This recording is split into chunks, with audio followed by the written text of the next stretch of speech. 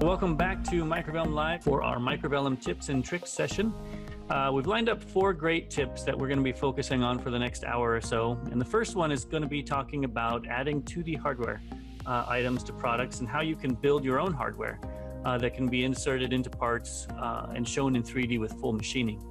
The next thing we're going to be talking about is we're going to learn a little bit about tool pathing and how to create incremental routing operations. We're going to show you how to create and assign multi-pass tools where you can control the depth, the offset, and even the total number of passes. And how many of you work with PDFs? Maybe you receive them from architects or your clients. Well, we're going to show you how to import these PDFs and configure them for use on your next project right in AutoCAD or Microvellum's drawing environment. And finally, we have another topic that we're going to talk about. It's kind of a continuation from our last live event where we talked about our project costing tools, some new features that we have. And if you missed that webinar, you can always find it on our website at microvellum.com/live, and you'll see the recording there. So we're going to be continuing that conversation a little bit, but this time we're going to focus on how to add loose items or perhaps even hardware items on the fly to get a quick project cost. So we're broadcasting here from Southern Oregon at the headquarters of Microvellum Software, but we are connected up with our Australian team. And joining us from Queensland, Australia is Matt Davies. Welcome back, Matt, and thanks for getting up early to help present these topics. No problem, Clay. Always good to be here, and welcome everybody. Today, I'm going to be going through an area of the software that some of you may not have ever used before when you're using your 2D part editor and adding 2D hardware to that point. I will be also explaining how you can add your own hardware and how the file structure works to save those and also then use them in other projects. So I've just got a project open here. I'm just going to draw out a product. I'm just going to start with a 1-door base so we've got a part that we can throw into 2D. So if you're ever needing to add, say, a piece of hardware to an item, like it might be that I wanted to add a vent cut out in the side of this cabinet here, there's the workflow that you may be using is that you're going into 2D part editor, and then you're just drawing some lines on that and applying some tooling to that and putting it back up to 3D so you've got a cutout. What I'm going to be demonstrating today is how you can actually add that as a piece of hardware so that when it goes into the drawing, it comes in with the 3D piece of hardware, it has the cutout attached to the hardware, and it also then quantify that in your reports, not only for reporting for purchasing, but also for your labor values as well and costing, so for your estimating. So once you've got your part in 2D, your 2D machining tools here, this is where you typically normally would go to routing tools and select out a cutter that you would want to route some lines on. Further down in the list here, you'll see hardware. Now you notice this list, it's quite long, and I'll explain why shortly. But in the list, we've got a whole bunch of 2D hardware, okay? That's all the only 2D hardware appears in this list, okay? And like I say, I'll explain where that comes from. So here I've got some vents that I've drawn myself and applied machining to them in the hardware file. So to apply that, I'll just select the vent that I want to use, and I say draw. You select a place for the center of that vent, or wherever your base point for the vent or whatever you've created. Here you can put in a rotation angle, so it might be 90 degrees, and hit enter. That now places that on that part, and it's put it on face 5. If I wanted to put it onto the other side, I would have selected insert on face 6, and it would put it onto the other side. So that part, being that this is a right side of my cabinet, that's going to be on the inside of the part. So now that's in there, I can just update and redraw the product, and we'll have a vent cut out in that part. So you'll see there that, oh, hang on, that's kind of clashing with my shelf, so I probably want to move that down. The drawing here remains live. So if I wanted to move that up to the top of the cabinet, I can just use AutoCAD and move that up to say there, and then again just update and redraw the product. Anyway, so you can see how that piece of hardware is in there. It's in 3D and it's got the cutout attached to that piece of hardware. So where does that all come from? Where I'm going to go now is into the factory data file. So if you go to help and browse the Microvellum data, it takes you to your data set. In the graphics and the hardware folder here, you'll notice that we've got these drawing names here with 2D and 3D. So those drawing names represent that piece of hardware that's in there. So if I opened up this 2D vent here in AutoCAD,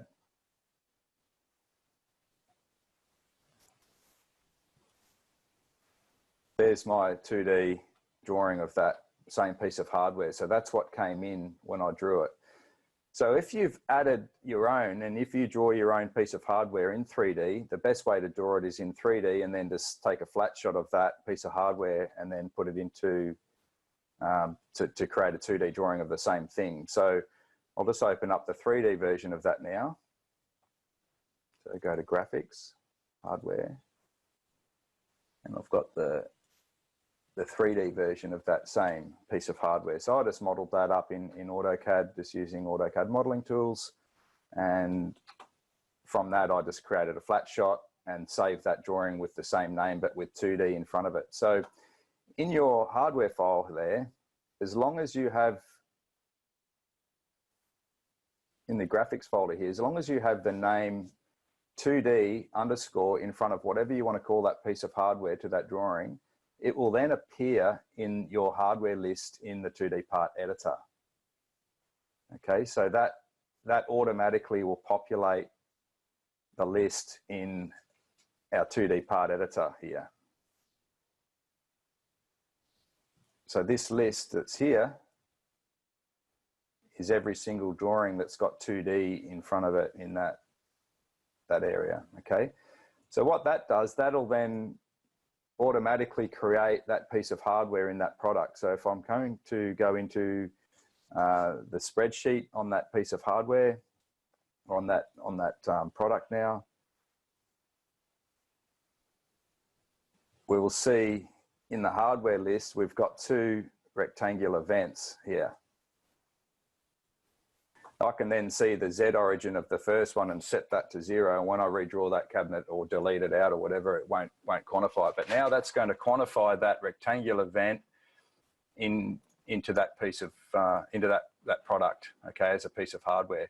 So it's going to quantify that. If I've got that piece of hardware in my hardware folder in my material file, then it will quantify that with the price that I've got allocated to it. So we'll just go and have a look at where that sits.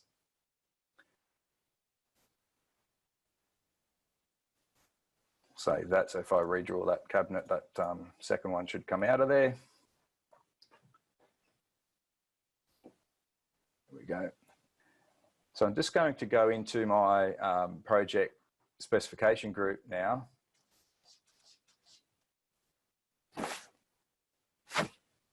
So in my hardware file, we will have that piece of hardware in here called vents. Okay, so there's the hardware in there. So because it's in a it's in the project level, I can't edit that piece of hardware from here, but I can show you the machining tokens.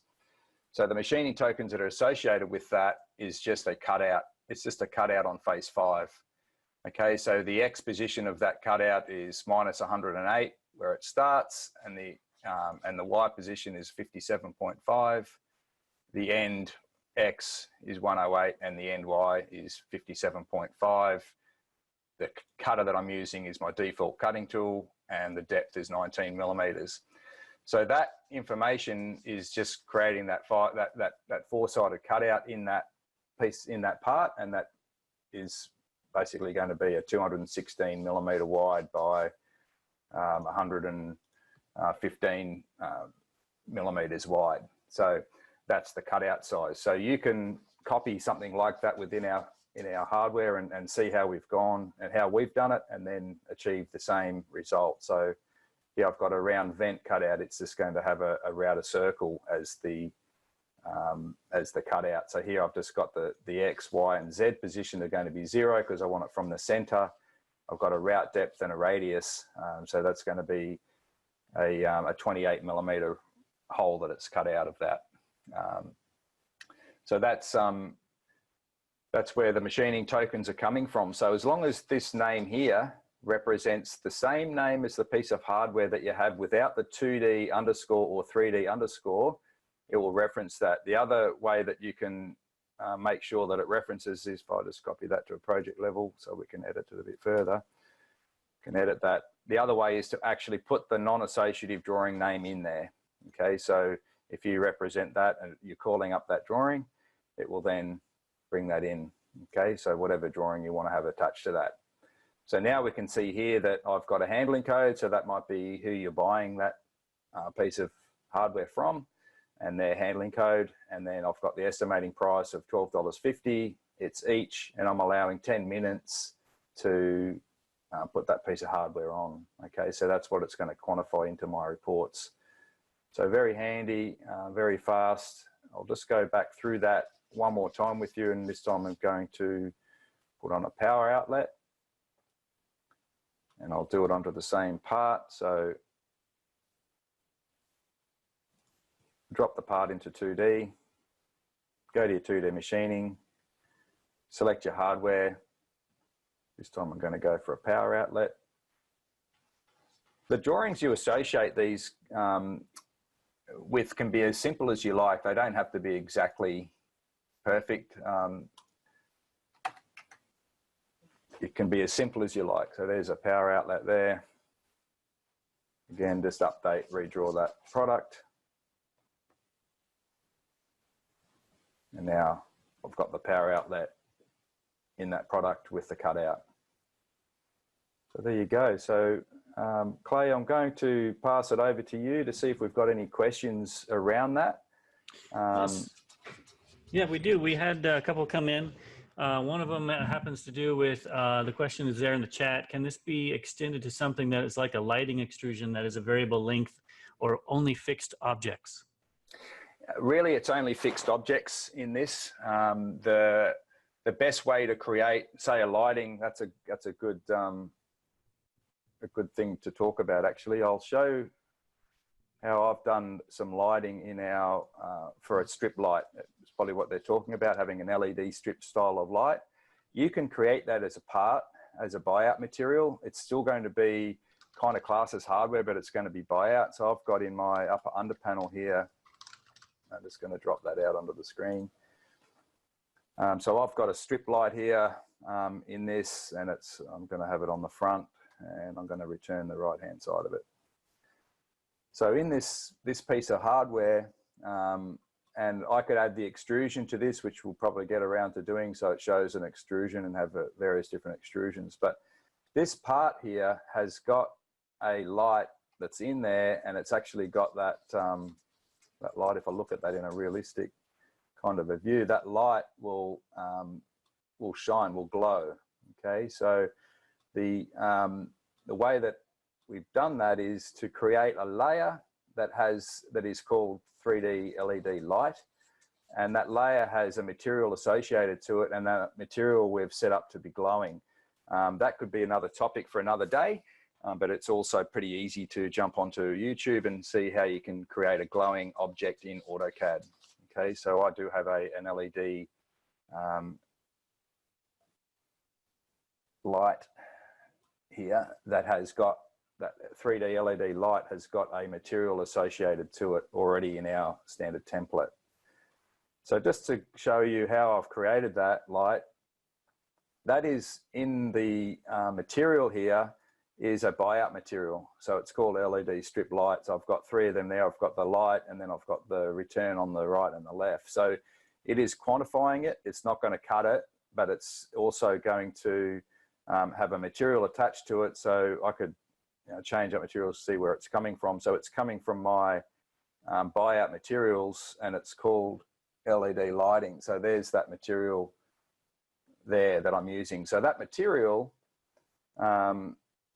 this is a fantastic question because it's kind of a segue into what we're going to be talking about later. But in the material file, in my buyout materials, I have the LED lighting in here, which you could create on the fly and call it whatever you like. It could be a specific brand, and you could create it just in the project and change the name of that material to that. It doesn't matter. The size of it is already formulated. But this material here has already got, I can have an estimating price per lineal meter or lineal feet, and that might be $100 a lineal feet, and then 15 minutes of labor associated to that per lineal as well. So it will quantify that in my reports if I use that LED strip light. Okay, so that's another way of doing it. It's not hardware, so it's not going to come onto your hardware report, but it will come onto your buyout report, which is kind of similar. Okay, but yeah, to create a piece of hardware that is dynamic, we can't do that with a, because we can't make the block grow. It is a fixed block from AutoCAD that we're bringing in. It's not a dynamic block. And that's because both drawings have to match each other. To have a dynamic block in 2D and 3D, you can't actually have a dynamic 3D block in AutoCAD that I know of. Somebody could correct me on that, but I've searched and searched, but I've never seen a dynamic 3D block, only 2D blocks. So hope that answers that question. Any others, Clay? No, there is another one, but I don't believe it has to do with the topic that we're on at this time. Okay. Yep. Cool.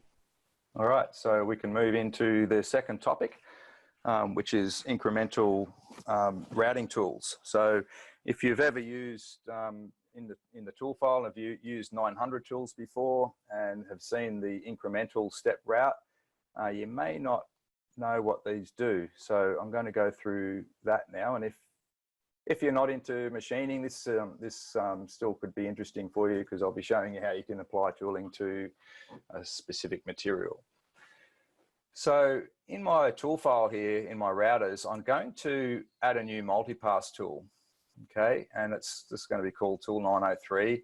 Up here in the common tool name, I'm just going to leave that as 903, but in the tool name here, I'm just going to call this INC, let's call it 12 millimeter or something like that. It doesn't really matter what we call it. But down here, we've got the type of tool. So this is a multipass tool, but this time I'm going to be using the incremental step. So the incremental step is a tool that you can select the tool number that you want to use. So it might be my 12 comp up here. So I've got my 12 comp. So I'll put 12 comp, 12.5 comp as the tool number that I want to use. Now this is the maximum depth per pass. So if you've got a tool in there that you want to use, it might be like a 3 millimeter or 1/8 cutter that you use for doing some fine work, some trenching or something like that, and you only ever want it to go in by 3 mil at a time.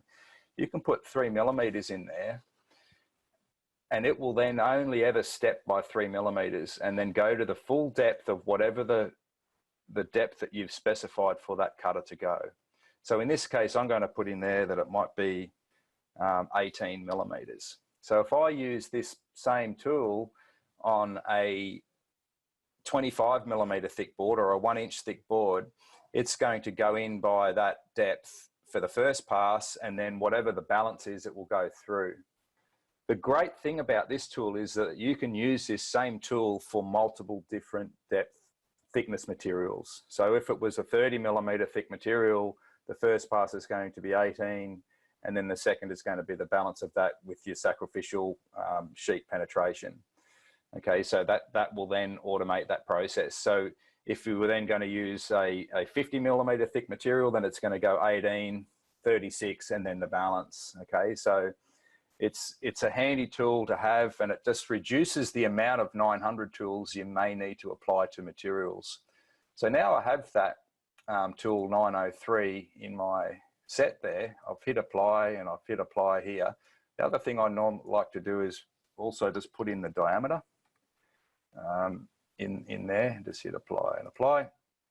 So now I've got that tool 903. So to then apply that tool to a material in my material file, so that every time I use that material, it is always going to use that cutter, and go 18 millimeters deep on the first pass, this is what I do.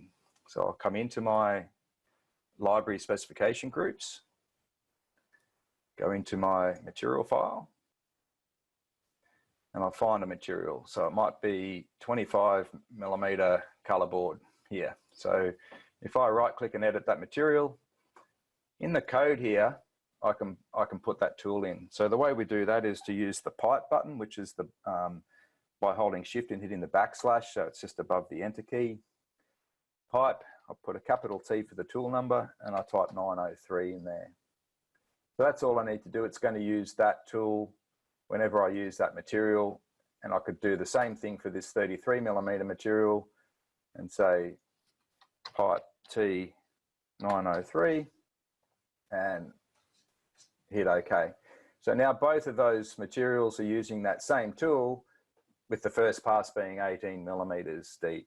Okay, so again, just a handy little little tip there on what the incremental step is all about, rather than using the standard step tool. So the difference between the two, so you understand, is the other step tool always goes to the quantity of passes required to go through that material, divided by the step quantity. So if that was here I've got this, I'll start a new tool here. I'll just add a new multi-pass tool, and this is tool 904, and I'll just call this a step tool. That's fine. So here I can put in here the tool number, being a step tool here, the tool number, so 12.5 comp again, and here the number of passes. So that's, if I put 3 in there, if that's going to be going through a 25 millimeter board, then it is going to always divide that material thickness by 3. So if I'm going to use that on a 50 mil thick material, it's going to divide it by 3. So the passes are different. So if you're using a very fine cutter, like I was saying, like a 1/8 or a 3 millimeter cutter or 4 millimeter cutter, that you only ever want it to penetrate in any pass at 3 millimeters, then you would use the incremental step and put in the set amount of the maximum depth that will pass through the board. Okay, so that's about all I've got on that topic there, but I'm happy to answer more questions around that and around tooling and multi-pass tooling. Yeah, Matt, there was another question that came in. Your mic faded out, by the way. I did. Another question that came in, it's there in the chat, was asking about the other variables there that we have in terms of the feed speed, entry speed, rotations, things like that, asking why we didn't change those, and maybe are those stored at the tool level, or do we assign it here? Yeah, that's exactly right. It is stored at the tool level. At this point in time, unless I can be corrected, I don't think changing the feed speeds and entry speeds in the 900 tool actually does anything, because it always defaults to the parent tool that you're using for that operation. Okay, but I may be wrong there. I haven't tested that. I don't have a router to test on, and things do change in the software from time to time that even I don't know about. But I'm pretty sure that the feed and entry speeds and rotation speeds are always handled by the parent tool. Okay. Yep. Perfect. Thanks. Yep, that's about it. So, yeah, the questions on this topic I've been able to handle, or they're all done. So that's good. Cool. All righty. So let's get into topic number 3, importing PDFs. So it's going to close out of all of this and go back to my 2D wireframe. Okay, so I'll just erase out these products I've got in here for now. Okay, so importing PDFs. There's a couple of ways that we can import PDFs into AutoCAD. The first one I'm going to show you is using the PDF as an underlay. So it's not going to have any reference lines that you can use. It'll just have an underlay of a PDF. Now, this can be a good method if your PDF has come from like a scan document where you just want to reference it and scale it up and check it. But it's also a good way of referencing architects' plans as well. So the two methods, you can decide which way you like or which one you want to use. But first thing I'm going to do is insert. So I'm using the ribbon bar up here. So I'm going to go to my insert tab here, and I'm going to insert a reference. I'm going to attach a drawing. So you can just go and find the drawing or the PDF. I've got one here. So I'm going to select that PDF, and this can be a PDF that has multiple pages. Once you select it, you can then go through and select the page that you want to import. So I'm going to say I'm going to import this sheet number 5, and then the scale, you can just specify it on the screen or just leave it as 1. If you leave it as 1, it's typically going to come in minute. It's going to come in tiny. So I know from past experience, I'm just going to scale that to 1,000.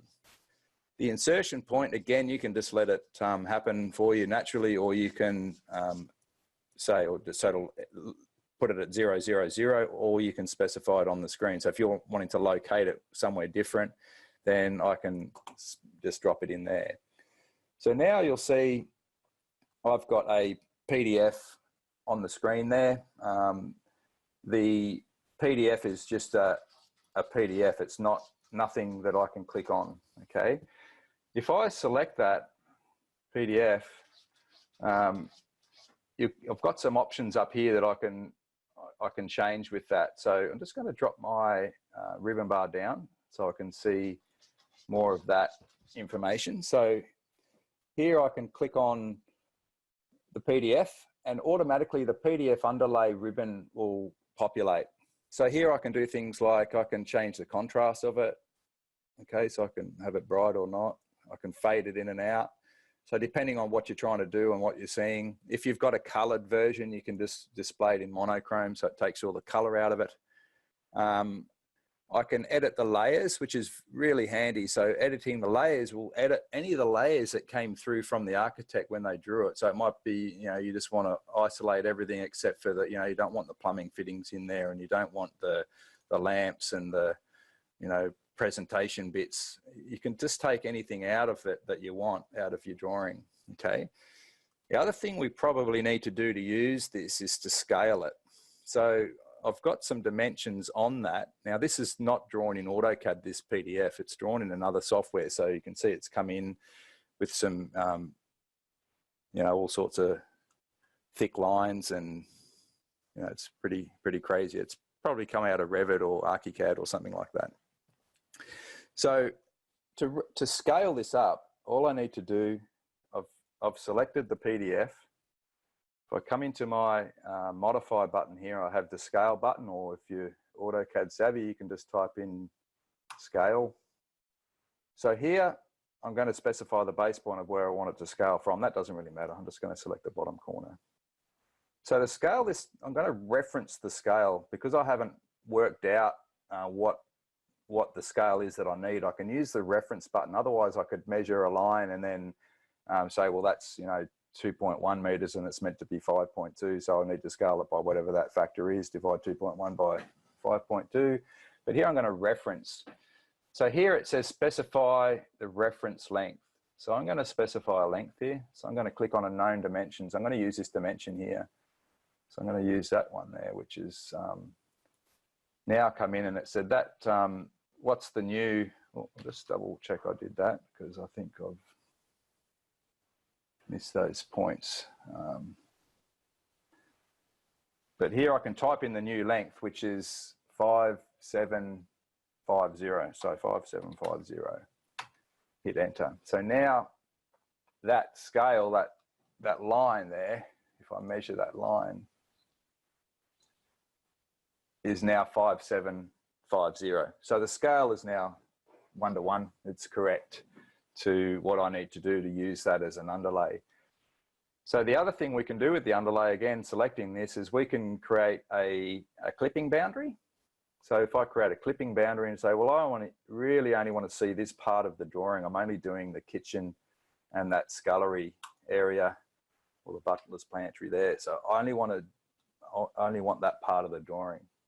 So there's my drawing where I can then start to use Microvellum and start to drop cabinets on the screen or draw walls or whatever you like.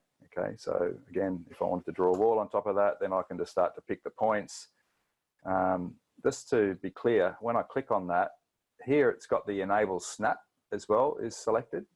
So with that selected, it means that it creates those snap points that I can then use in that drawing. So I can say I want to draw a wall from that point, you know, to that point there. Sometimes with these big fat lines that come out of other software, you've just got to be a bit more careful where you're selecting. So I can draw those walls and then start to lay cabinets on those. So again, I could fade that out or hide it or do whatever I want from that, and it'll stay in the drawing and then work just on my products. So there's my walls, so I can start to lay my cabinets on there. So it might be a one-door tall cabinet in the corner. So it's just going to operate as it would be if it was Microvellum. So I can select the wall. So that was the importing as a, and I'll just go through that again, inserting as an attached reference from the PDF, selecting the PDF, popping it onto the screen, the one that I want to use, a scale to get it there, specify the location on the screen, bumping it down, and then rescaling that. So I'll just go through that. Actually, I won't go through it with this. I'll go through on the next way, because I think the next method is the method that I typically use, and that most of my customers are using, just purely for the fact that you've got more information in the drawing that you can use, and then also hand that in for submittals and use that for your drawings. So that's using a PDF underlay. So I'm going to delete that out, and this time I'm going to use the PDF insert. Okay, so a couple of ways to do it. It could be using the import button here and selecting a PDF. Again, selecting the page that you want, the scale, make that 1000. Rotation here, you can say true type line weights, line type. So you can turn that on or off. That'll just be a matter of playing with whose PDF that you're dealing with and where it came from as to what you want these to be. So converting solid fills to hatches and things like that. Okay, so import as a block is what I want. If you untick that, it's going to import it directly as lines, but I'm going to leave it as a block for now. So again, just say okay, and we'll specify the location point, roughly about the same position there. So you can see down the bottom right hand side of my screen, it's building that now, it's converting that PDF. And what it's doing, it's actually converting that into a DWG. So it's just, or adding it to the DWG as lines. Okay, so there's my drawing now. So it comes in a lot cleaner. It comes in as single lines. It doesn't come in as all the thickness of the lines that were drawn in that from that architect. So it's a lot easier to deal with. Again, at the moment, it is a block. So I can explode that block by using my explode button here, explode that, and now each is just an individual line or a polyline, depending on what it is. So this is really handy for using it for solid model analyzer when you're trying to start with something. You might be building a reception counter and you've got all these curved lines on the screen that then you can just use and reference and use press pull and start to model in AutoCAD from those lines that you've got there. So again, to scale that, I know that that was 5750, although I didn't come in with that number on there because of the import, but I ticked off that text. If I left that on there, it would have left that, but I know that's 5750. I'm looking at the PDF sitting on my desk, so I can then scale that. So we can go to modify and scale all of that. Again, from a position, this time I'm going to reference, and I'm going to measure the reference line. So from there to there, and down the bottom it says specify the new length. So I'm going to type in 5750, enter. So now that line, those lines should be, if I measure the distance of there, now it should be 5750. So I'm ready to start to build my model. Again, drawing those walls on top of that.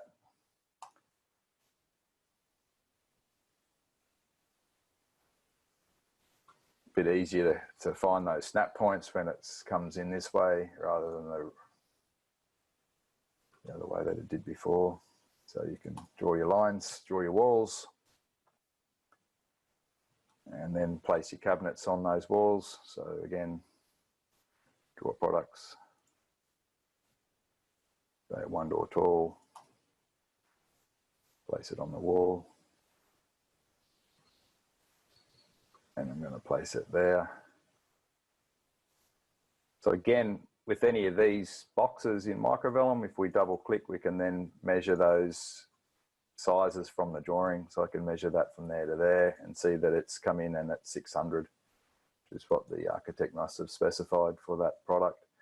And again, I could use the depth. I could have multiple PDFs open on my screen to reference height, you know, have sections, whatever you want. You can just keep importing those drawings and have the complete architect's drawing set on your page, and just delete out anything you don't want. If you don't want any of that, those lines down there, you can just delete out and just use the bits that you want. It's all just an AutoCAD drawing now, so it saves you a bunch of time. So it's really worth getting used to this this workflow. It's really cool. Again, then for submittals, you're handing back to the architect something that they've already done. So they like seeing their drawings come back to them. So that's just now building that whole thing up in 3D on the top. Just a side note on that other PDF underlay that we imported before, the only visual style that will work in and hold in is the 2D wireframe. Whereas in this method, it doesn't matter what visual style we choose to be working in, it'll be okay. All right.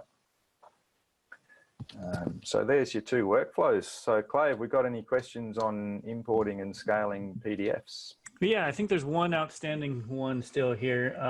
It's talking about there in the chat there, during the PDF import, they're wondering if you could hide the layers as you've shown there in the regular PDF. So talking about how it imported as a block with the layers, could you hide layers as you show on regular PDFs?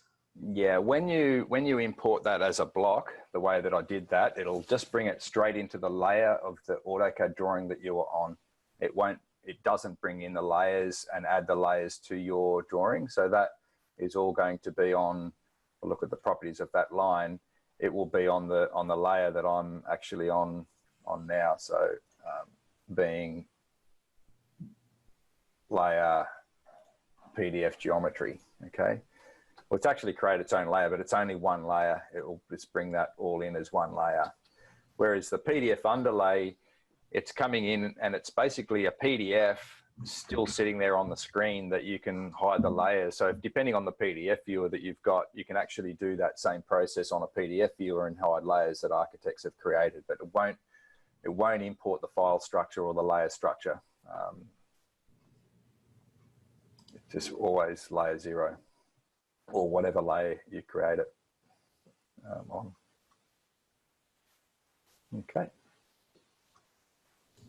Yep, and that's about all the outstanding ones at this time. So keep those questions rolling, we'll get them answered. But I think you're ready to move on if that's where you're headed. Okay, so this next little thing we're going to be talking about here, by adding hardware for costing or adding things on the fly for estimating, it came about when I was over at the show in Las Vegas last month with an existing customer, seeing the power of the estimating tool, the new estimating tools that we've got, and just sitting there talking to him and him asking me, what about this and what about that? And it really started to prove to me how flexible and powerful this module is and this estimating is. So if you haven't seen it, we will be going through the estimating side of it a little quicker than we probably would have in our first demonstration, but I will start from scratch so you understand how it works. And I will be estimating in the spreadsheet a little more. I won't be estimating in from the drawing. So if you're not familiar with this, I am going into the work list. So here's that 1 door tall cabinet that's in that project. It's in that room.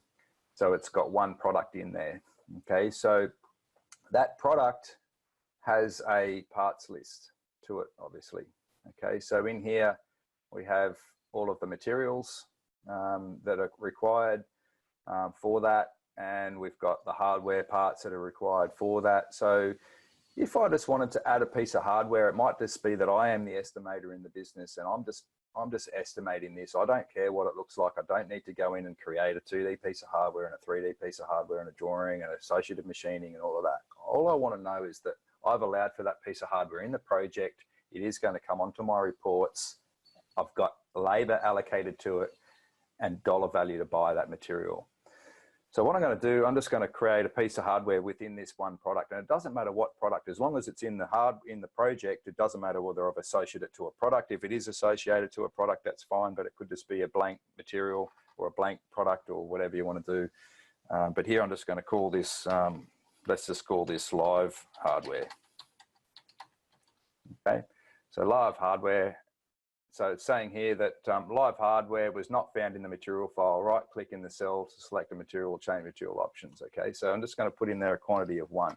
So what it said there was it can't find that material in the material file, which is fine. It doesn't need it now, because now that I've put a quantity of 1 next to it, and I can put a width, height, and depth, it doesn't really matter. I can put comments to it, so it will come out on my label.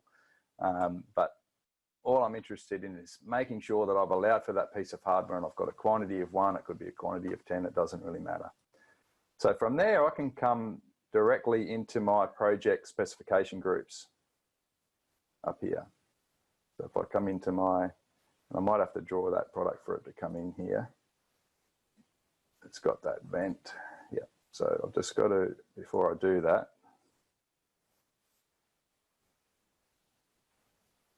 say that it's been modified, it's been saved. Okay, so now that's been saved, I hope it's in here. I might have to draw the product. I think that's the workflow, but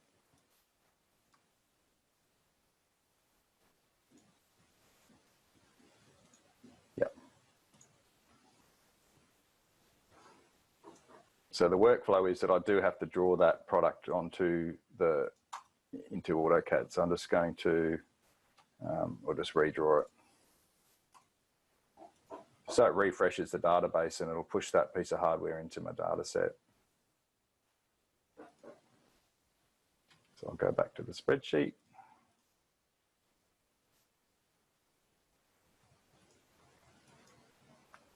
It would have, if I didn't do anything, it still would have created that on the reports, but I'm just trying to get it to populate so we can go and add some money to it. So now there's that live piece of hardware in my material file, okay? And now that we know that we're doing this and this is a workflow, we'll probably have that so it automatically pops into here once you add it and to save the product and not have to redraw it. It's just something that we'll have to catch up on with the development team. But here now I can go into that piece of live hardware and I can give it a price. It might be, you know, $112 or $120. And it's each, and I want to allow 30 minutes to assemble that piece of hardware. That's done. I've now got that piece of hardware in my project, and it's in that product as well. The other way you can do it is just by adding materials directly into the project, and you could add 10 or 12 different pieces of material just to that project that are project specific, and add the products then in there, and then go and pick them from the thing. So let's show that workflow. So if I have, so let's call this hardware 2, and I'll make that $145, and I'm going to add 60 minutes of time to that one, and it's each. So now in the material file, I've got hardware 2, and I can use that in my products. So if I then come into the parts list of that product and go to the hardware, I can type in there or show hardware list, go in and find that piece of hardware, which will be in my project level, which is going to be right up the top. Hardware 2, add that, and a quantity might be 2. Now that's in the product, it's in the data, and it's going to be on my reports. So there's a couple of different workflows for adding hardware to your estimating report. So let's now go and see what that looks like. So let's create a work order from those parts. So if I'm estimating, like I said, I don't have to draw anything. I can just do it all from here. We'll pull up those reports now. So I'm just going to process. There's my parts list, but I'm going to go straight to my reports. I don't need to run it to the machines to get the quote report or the cost report.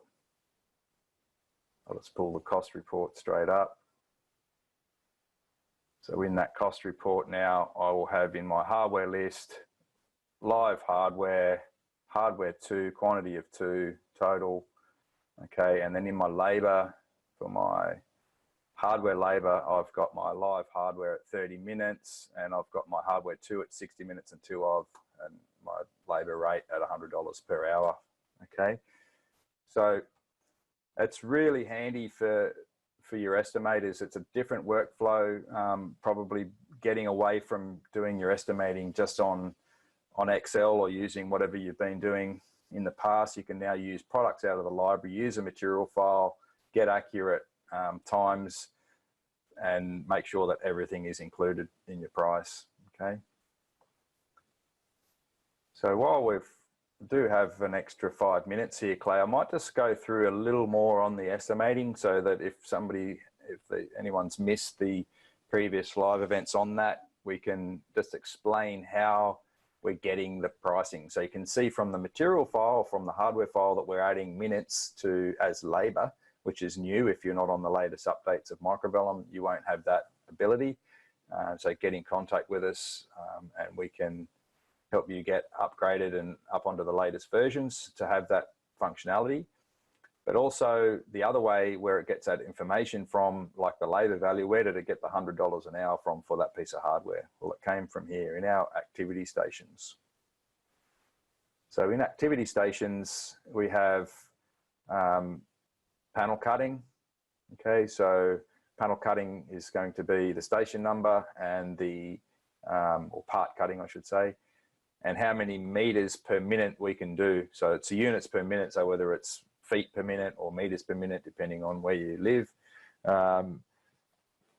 That's the quantity that you can, basically your average. So if your machine is faster, that might be 8, you know, if it's twice as fast as a smaller machine. If it's slower, if you're cutting on a panel saw, it might be less than that. So it's whatever you can basically average when you are cutting out parts, what that feed rate would be, how many employees, and then your labor rate. So you can have your labor rate set to whatever you want for that particular operation. So each operation has its own labor rate, so you can have different things. So if you've got a brand new CNC machine and you're trying to get some payback on that, then you can charge that out at a better rate because it was cutting twice as fast as your old machine. So you should be able to, you know, send that out at twice the labor rate and get some payback on that machine. Okay, so your estimating you shouldn't be cheaper because you can do it faster. You should be the same price as you did it last week with your old machine, right? So that's what you can do in there. So then we've got router lead in and lead out. So that's going to be done on a part level. So each part that's on that nest or on is going to have a lead in and a lead out. So we can quantify that lead in and lead out time. So again, the more parts on a nest pattern, the longer it's going to take. It's going to quantify that. And again, you can have that at $250 an hour if you like, or 1,000, whatever you want to charge it at. If you do make any changes in this list, you just have to hit the update button. So part labeling, again, how long does it take to put a label on the part, whether it's an automated process, if you've got an auto labeling machine, or whether you're doing it manually. There is a time allocated to that and how many employees and a labor rate. So it's pretty self-explanatory and so easy to set up. Edge banding, again, how fast do you edge band? You know, if you don't know, just get out there with a stopwatch and, you know, get 20 meters or 100 feet of edge banding to do and just time it. How long does it take? That's going to give you your rate per minute. Okay, so I'm saying 3 meters per minute here at $100 an hour. Okay. Part assembly, again, this is done off parts. So it's just going to, per part, how long does it take in factory time to assemble a part and your labor rate. Hardware assembly, we don't need any units in here because the units are coming from the piece of hardware where we actually allocated the minutes in the hardware. All we need is the rate. Okay. Part handling, everything else pretty self-explanatory. So part handling, that's moving parts around your factory from, machine to machine, how long does that take? You can really easily get this information using a stopwatch out on the factory floor with a standard size project that you might have on. Inspection and packaging. This can be used for various things. I've got some customers that are using this now because they do high-end joinery and they assemble the whole product in their factory. So they're using this area of the software here, or the inspection and packaging time, on a per product level, but they're allowing about 20 minutes per product to assemble that, check it, make sure it's all good, and then they pull it down and take it out to site. So that's an area where you could use that. Finishing, this is another thing where you don't need any units of time, because the finishing time is actually coming from the material. So if it was a sheet stock, it's got an area, you can allocate minutes for finishing to that. So for sanding and lacquering and all of those processes. Loading and unloading, so this is loading your truck and unloading your truck. It's done at the product level, so each product, I'm allowing 6 minutes, okay? And a labour rate of $80 and 2 people to do it. So that's handy. So all of that information comes onto those reports, and then you've got shipping, which is done on a cubic rate. So whether you're cubic feet or cubic meters, we're allowing $80 a cubic meter. That might be $2.50 a cubic foot. It's about 36 cubic feet to a cubic meter. So again, that could be a rate that changes per project, or it's fixed, depends on the shipping company or the trucking company you're using. Installation per product, 60 minutes, and your labour rate. You can also have drafting time in here. So as you're adding products into that list, it's actually allocating per part within that product a drafting time. So if your estimator is doing it like we were in the spreadsheet, it's going to be allocating that time of 1 minute of time per part that's in a product. So if you've got a part with 100 products in it, it's 100 minutes of time to draw that, okay? So again, with a labour rate. So it's really accurate way, and so simple to set up. Once you've set these up and set up your materials, you're done. So yeah, I'll just go into those reports one more time, and then I'll hand it back over to Clay, because we're coming up to the top of the hour. So just to see those labour values, I'm just going to open up the labour report so you can see where all that information came to in this. So I'm just going to zoom out here. So now we can see here the panel cutting. I've got 34.53 lineal metres of panel cutting at 4 metres a minute. So it's allowing 8 minutes 63. Vertical drilling. So here I said that I can do 25 drill drops per minute on the machine that I'm using here. And I've got 142 drills, so I'm 5.68 minutes of drilling.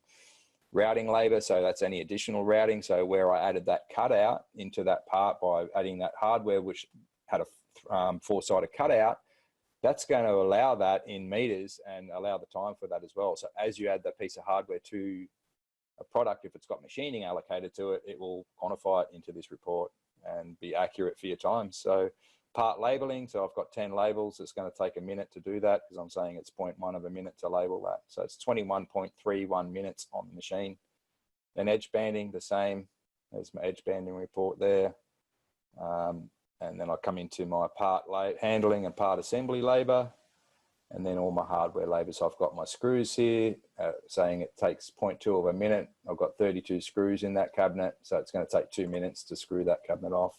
Adjustable legs, handles, hardware 2, everything's in there. So it's all quantified, and then it'll give you a total project hours at the bottom.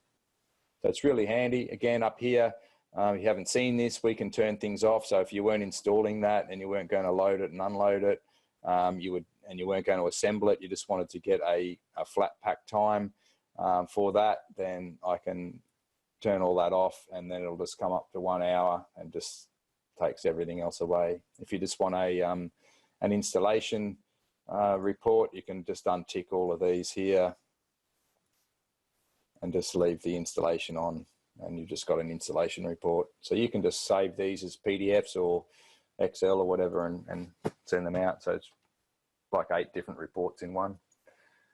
So that's about all I've got to show today, Clay. If there's any questions on that, I'm happy to answer them. Yeah, there's been a couple coming in the chat that most people here can see, or everyone can see, having to do with a couple different things. The cost of this, how much is this going to cost for people who don't have access to it is one of them. I answered that, but if you want to highlight it again, that'd be good. Yeah.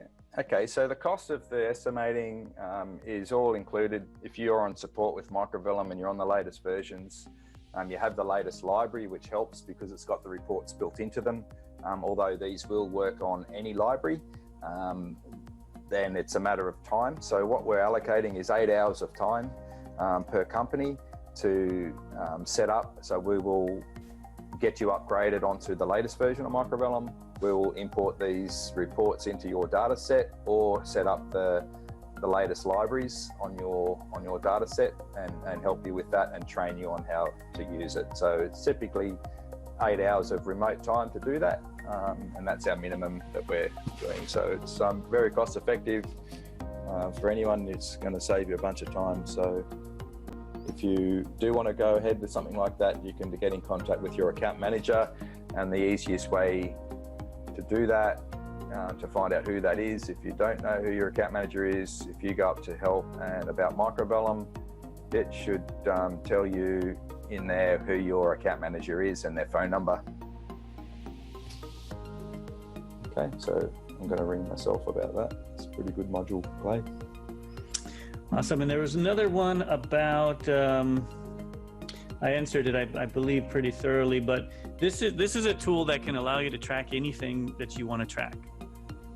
It's just that we just have to set it up, making sure that the reports are accounting for all the different things that you want to track, whether it be engineering or estimating or project management or whatever is in there. And that answers your question there, Kirsch.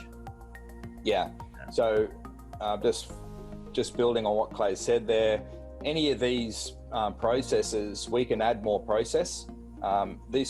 The list that I've got in front of me here is the standard list that comes standard with the reports. Anything else outside of that would be classed as custom. So it would just be custom report building time from us to do that for you. So yeah, anything we can add as many of these numbers in there as you like. It is just using that activity station number on the report and then pulls those values. So pretty easy to set up new ones and add more.